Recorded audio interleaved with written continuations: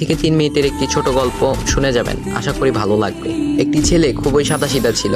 সে একটি দোকানে চাকরি করত। ছেলেটির বেতন ছিল মাত্র 5,000 টাকা। ছেলেটির দোকানের সামনে দিয়ে প্রতিদিন একটি মেয়ে স্কুলে যেত। মেয়েটি প্রতিদিন বোরকা পরে যেত, কিন্তু প্রায়ই মুখটা খোলা থাকতো। একদিন হঠাৎ করে ছেলেটির নজর পড়লো মেয়েটির দিকে। এভাবে বেশ কয়েকদিন যাবার পর মেয়েটি বুঝতে পারলো ছেলেটি তাকে লক্ষ্য করে। মেয়েটিও বাঁকা চোখে ছেলেটির দিকে তাকাতে শুরু করলো।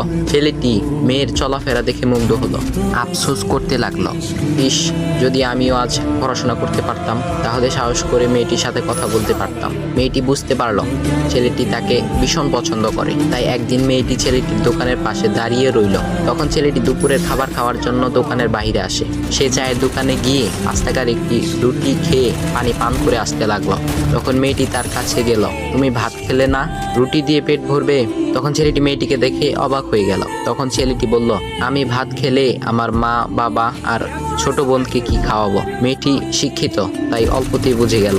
সে হাত ধরে বলতে লাগলো, তাহলে তুমি যে আমাকে পছন্দ করো, আমাকে কি খাওয়াবে? তখন ছেলেটি বলল, আমি তো তোমাকে আপন করে পাওয়ার জন্য দেখি না, কারণ সে যোগ্যতা আমার নেই। তবে এটা সত্যি যে তোমাকে দেখলে আমার খুব ভালো লাগে, তাই দেখি।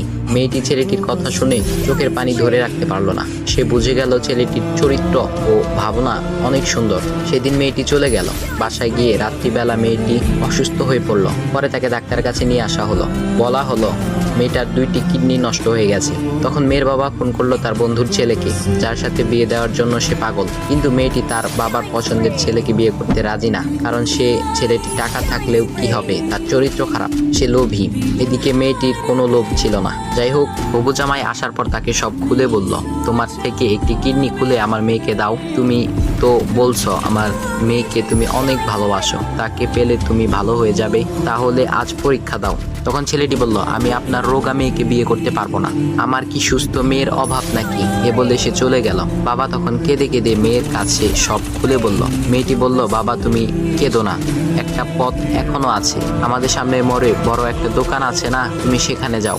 সেখানে যে তাইয়ুব নামের একটা ছেলে আছে, তাকে নিয়ে আসো, আমার কথা বলো।